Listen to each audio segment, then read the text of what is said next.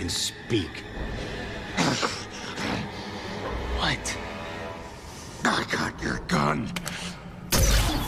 Fans never noticed these things about Star Trek despite spending countless hours exploring the franchise's vast universe.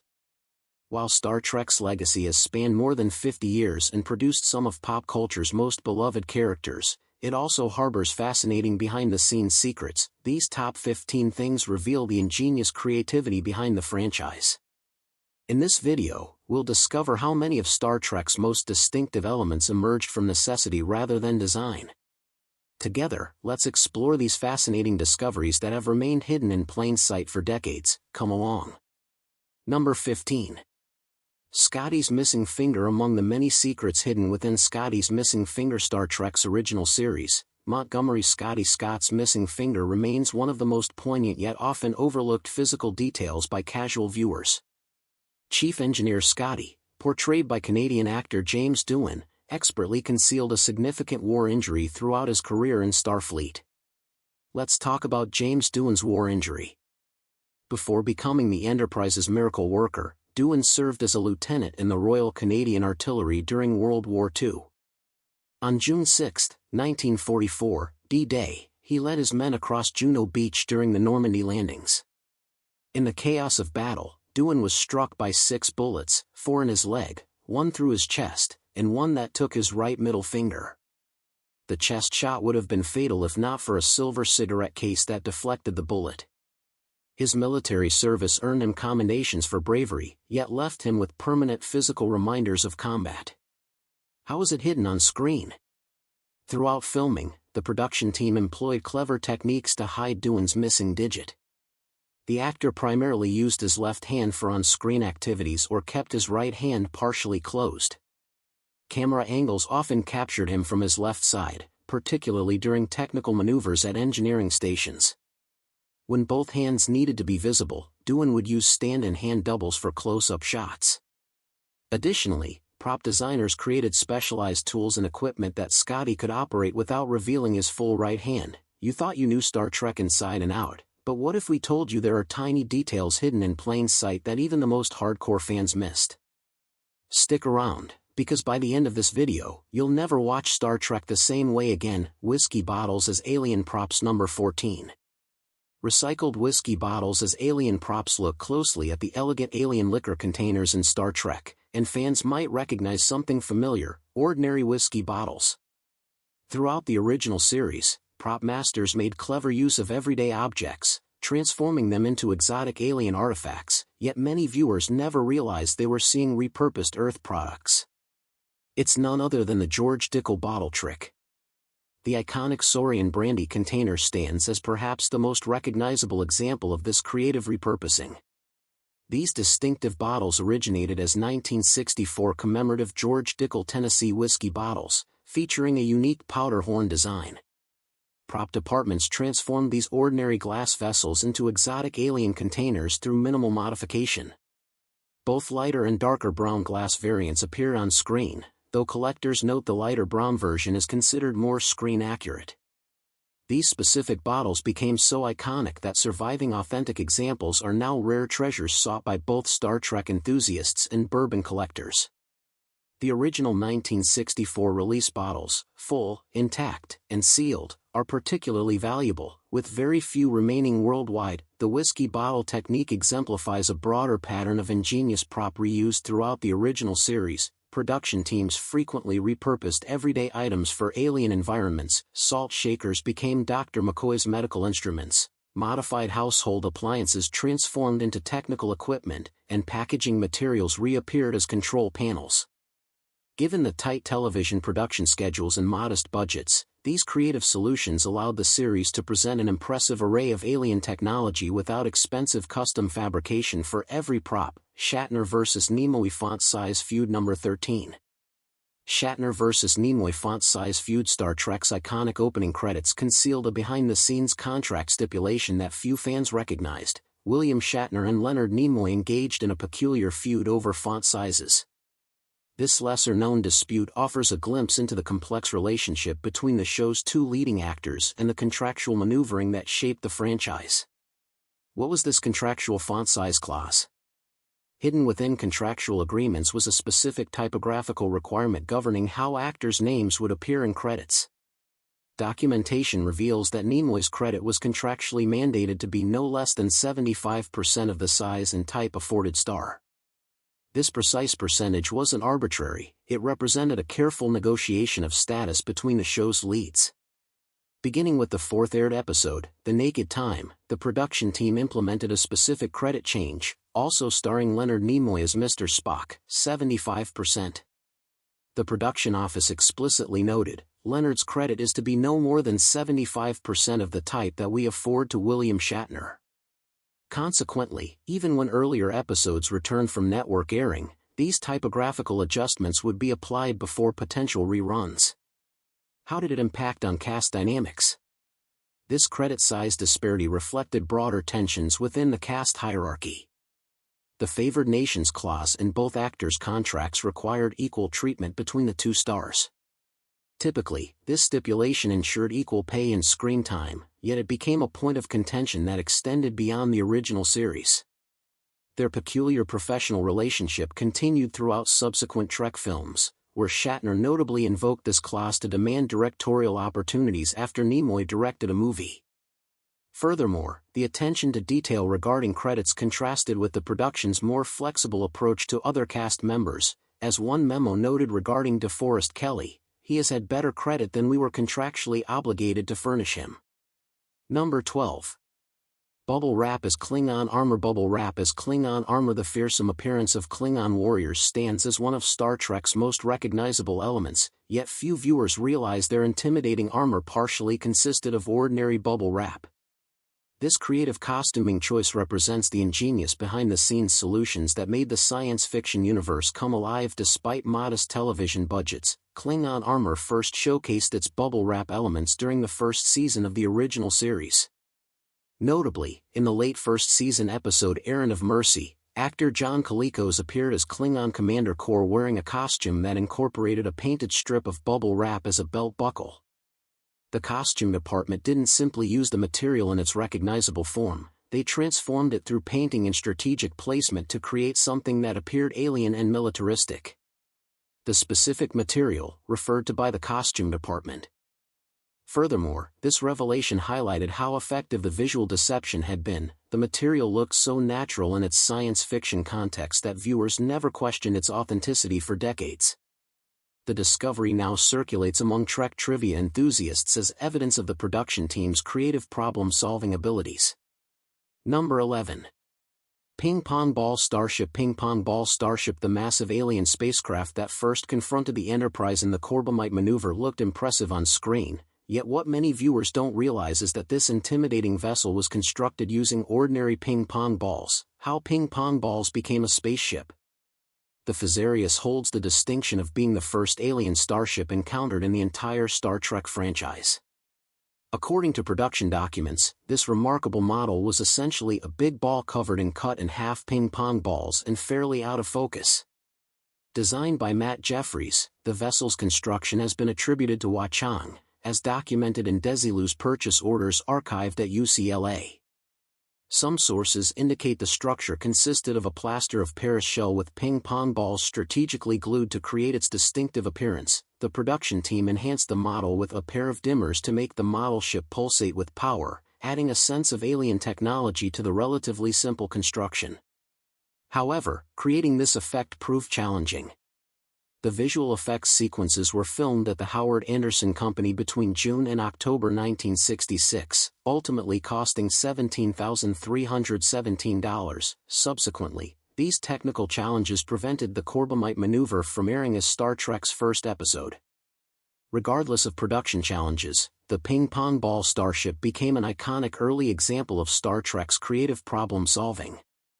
When CBS Digital recreated the Phasarius as a CGI model for the remastered series in 2006, the visual effects artists intentionally remained faithful to the original design while adding subtle details that, as Michael Okuda noted, probably should have been there at the beginning.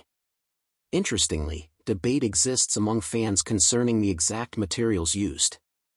More recent analysis suggests the surface might have actually contained large acrylic dome shank buttons with smaller, more golden ones at junctions, or some sort of pre-made material or costume jewelry rather than ping-pong balls.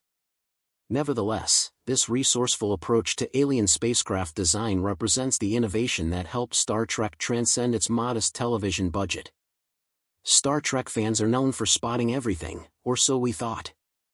But somehow, these sneaky little moments flew under the radar. You're about to find out, and trust us, number 1 on this list will blow your mind. Stay with us till the end, because the best surprise is coming right up. James or Kirk Tombstone Error number 10.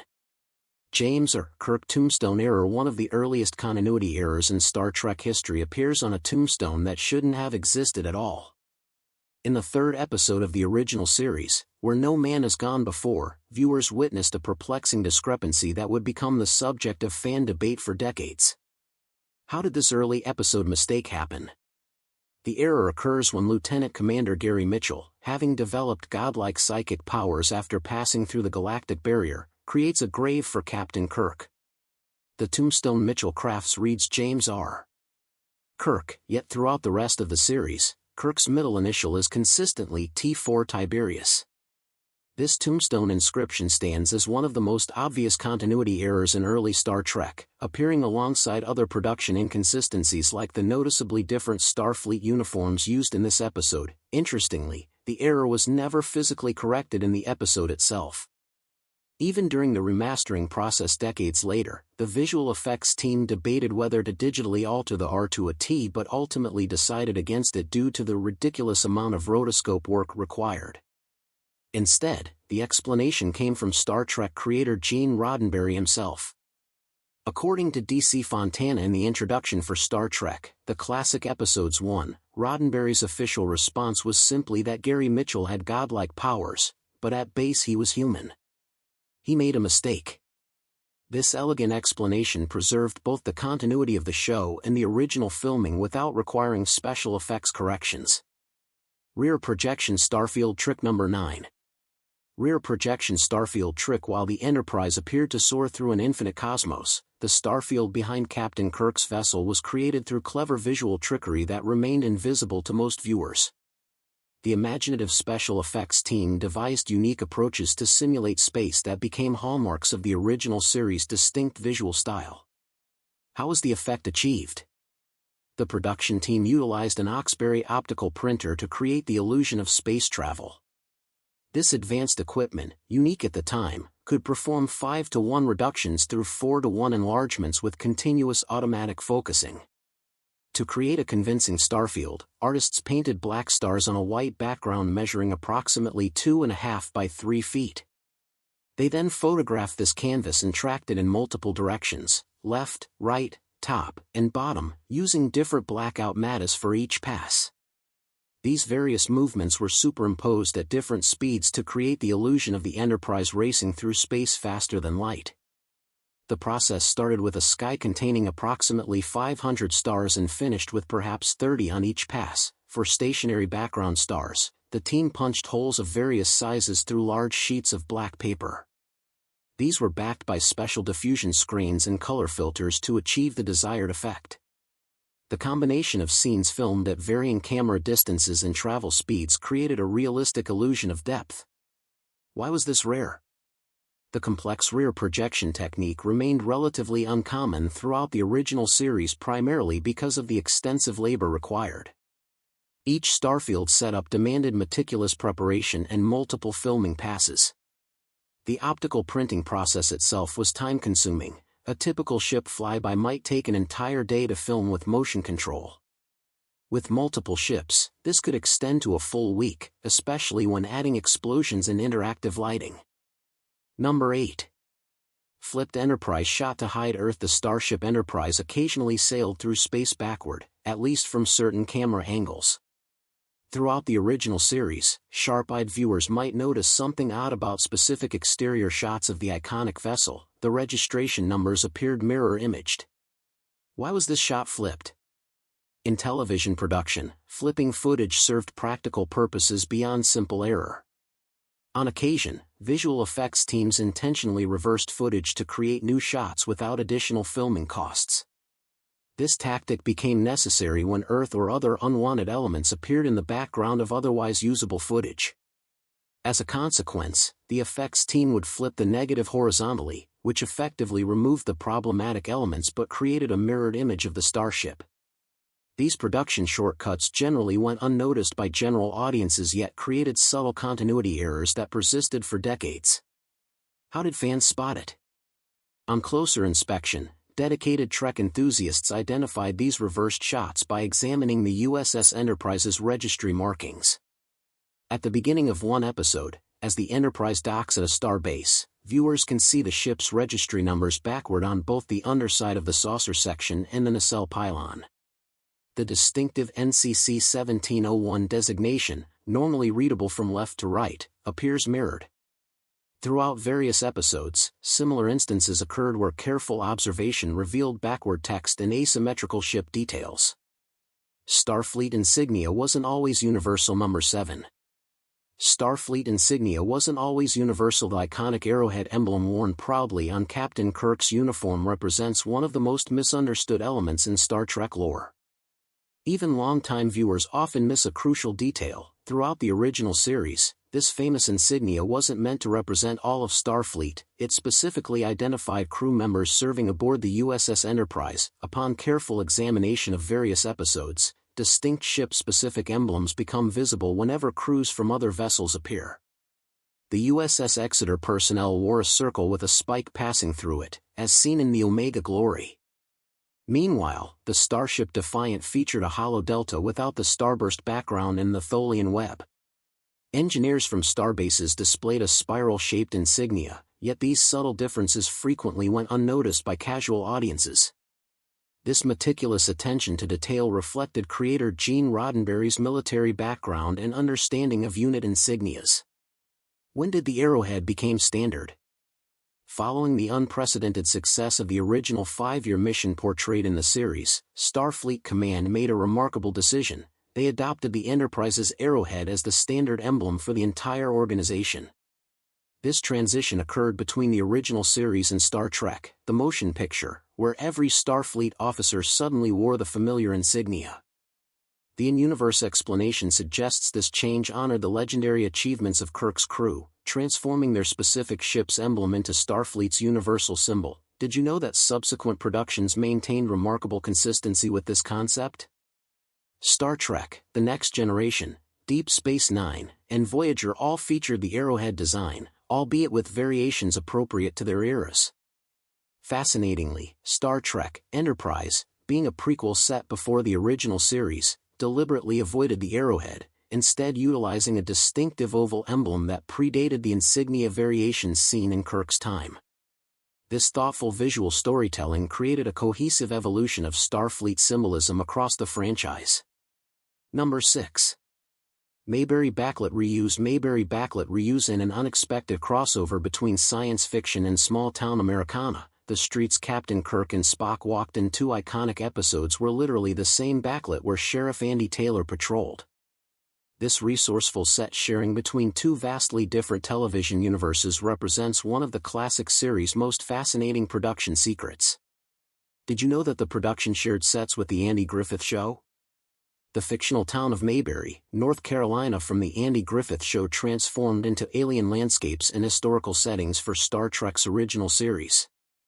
This creative repurposing allowed viewers to see aspects of the Mayberry set often hidden in its home series. Interestingly, the Star Trek episodes revealed the full height of Mayberry's buildings, which were typically framed to appear single-story in the Andy Griffith Show. Joan Collins, who guest-starred in Star Trek, recalled reporting to the same soundstage where NBC shot the Andy Griffith Show. This practical overlap demonstrates how television productions maximized limited studio resources even between drastically different genres.